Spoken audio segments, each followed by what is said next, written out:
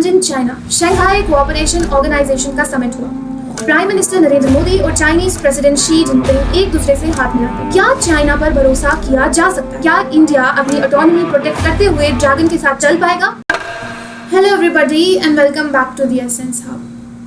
31 अगस्त 2025 Tianjin China Shanghai cooperation organisation का summit हुआ और दुनिया भर की मीडिया ने एक तस्वीर पर फोकस किया। प्राइम मिनिस्टर नरेंद्र मोदी और चाइनीज प्रेसिडेंट शी जिनपिंग एक दूसरे से हाथ मिलाते। ये सिर्फ एक फॉर्मल हैंडशेक था या फिर इंडिया चाइना रिलेशंस के नए चैप्टर की शुरुआत? ये समझने के लिए हमें थोड़ा पीछे जाना होगा और समझना होगा कि आज के ग्लोबल कॉन्टेक्स्ट में इसका इंडिया के लिए क्या मतलब है। सबसे पहले फायदे की बात करते हैं। इंडिया के लिए ये एससीओ समिट एक डिप्लोमेटिक ब्रेक थ्रू है। सालों से इंडिया चाइना रिलेशंस टेंस थे, लेकिन तियानजिन समिट में दोनों तरफ से एक सॉफ्टनिंग दिखी। बॉर्डर पर लिमिटेड टॉक्स दोबारा शुरू करने की अनाउंसमेंट हुई, फ्लाइट्स और वीज़ा सर्विसेज ग्रेजुअली रिज्यूम करने की बात हुई और सबसे बड़ी बात ये कि दोनों लीडर्स ने ओपनली एडमिट किया कि हम राइवल्स नहीं पार्टनर्स हैं। ये सिंबॉलिक लग सकता है, लेकिन डिप्लोमेसी में सिंबोलिज्म भी अपने आप में एक अचीवमेंट होता है। इकोनॉमिक पर्सपेक्टिव से भी ये समिट क्रूशियल था। एससीओ एक मैसिव ग्रुपिंग है जिसका कंबाइंड जीडीपी लगभग $23 ट्रिलियन है और ये मार्केट इंडिया के लिए बहुत इम्पोर्टेंट है। मोदी जी ने चाबर पोर्ट और international north south transport corridor highlight किया, जिससे सेंट्रल एशिया तक इंडिया की कनेक्टिविटी बढ़ सके। साथ ही एससीओ डेवलपमेंट बैंक के कॉन्सेप्ट पर भी डिस्कशन हुआ, जिससे इंडिया को इंफ्रास्ट्रक्चर के लिए लो इंटरेस्ट लोन्स मिल सकते हैं। और एक मेजर विन ये था कि टेररिज्म के इशू पर जब मोदी जी ने स्पेसिफिकली जुलाई 2025 के पहलगाम टेरर अटैक का मेंशन किया, तो इस बार एससीओ के जॉइंट डिक्लेरेशन में उसको भी मेंशन किया गया। Of course, without naming Pakistan. ये इंडिया के लिए एक डिप्लोमेटिक सक्सेस माना जा सकता है, क्योंकि पहले चाइना अक्सर पाकिस्तान को बचाने के लिए ऐसे मेंशंस ब्लॉक कर देता था। लेकिन ये सिर्फ एससीओ समिट का एंगल नहीं है, इसके पीछे एक बड़ा ग्लोबल कॉन्टेक्स्ट भी है।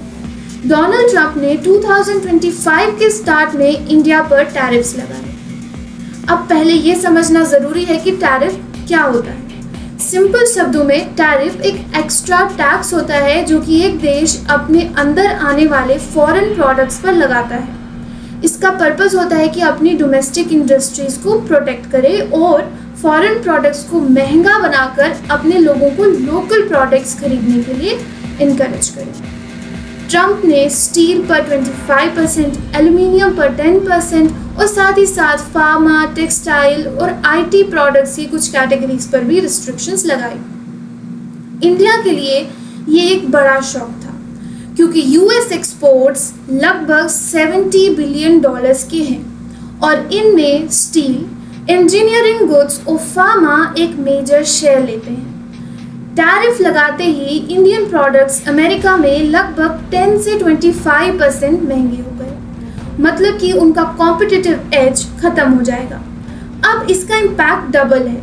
एक तरफ इंडियन एक्सपोर्टर्स को लॉसेस होंगे, दूसरी तरफ यूएस के साथ रिलेशंस में एक चिल आ गई है। इंडिया ने रिटेलिएशन में 28 American products including almonds, apples, pulses पर टैरिफ्स लगा दिए। लेकिन सच ये है कि हमारी नेगोशिएटिंग पावर अमेरिका के सामने लिमिटेड है। इसलिए इंडिया को ये रियलाइज हुआ कि एक ही पार्टनर पर ओवर डिपेंडेंस रिस्की है। यही वजह है कि एससीओ जैसे फोरम्स और स्पेशली चाइना के साथ एंगेजमेंट सडनली रेलेवेंट हो गया। चाइना भी एक ह्यूज मार्केट है जहां डिमांड कॉन्स्टेंटली बढ़ रही है। दोनों कंट्रीज के पास कंबाइंड पॉपुलेशन लगभग 2.8 बिलियन है, यानी दुनिया का लगभग 35% पॉपुलेशन। और अगर इंडिया अपना आईटी सेक्टर, फार्मा प्रोडक्ट्स और सर्विसेज को चाइना के मार्केट में अग्रेसिवली प्लेस करे, तो यूएस के मार्केट लॉस को पार्शली कंपनसेट किया जा सकता है।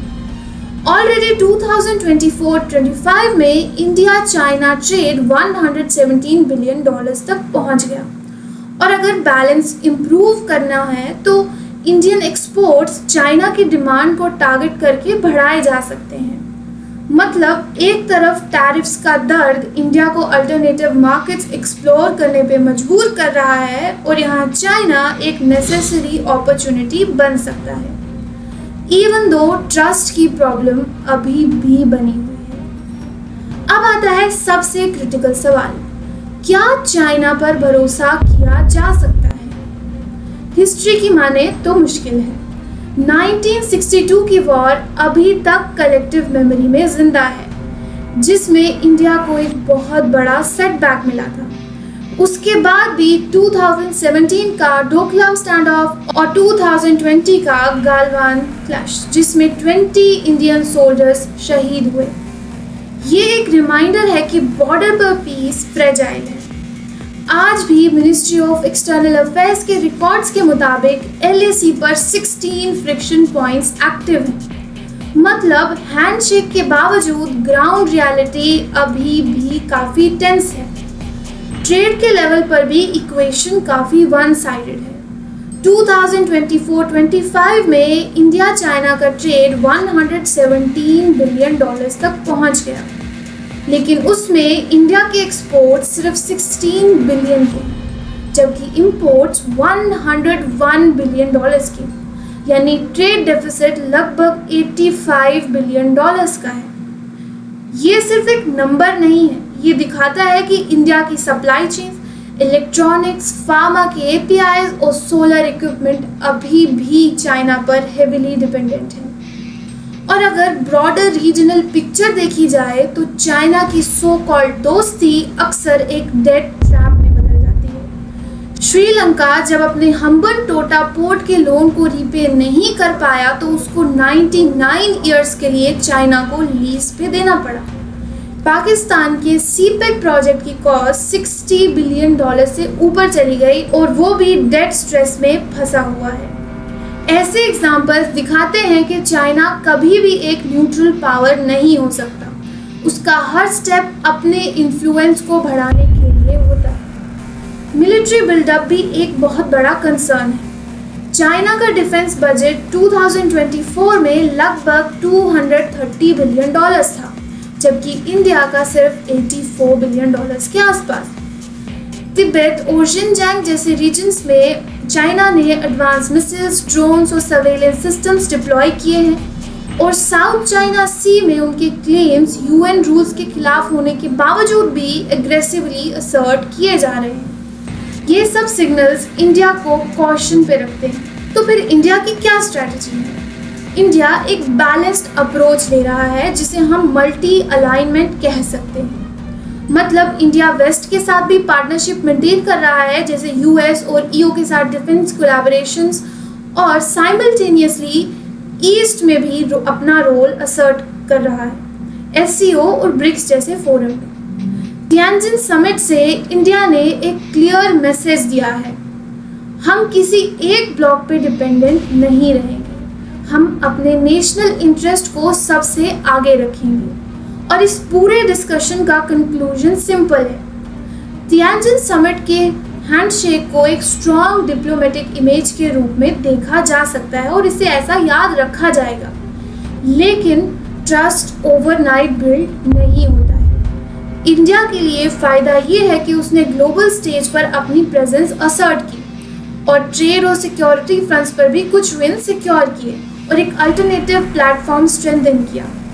लेकिन बॉर्डर टेंशंस, ट्रेड डेफिसिट और चाइना की अग्रेसिव पॉलिसीज हमेशा रेड फ्लैग्स रहेंगी।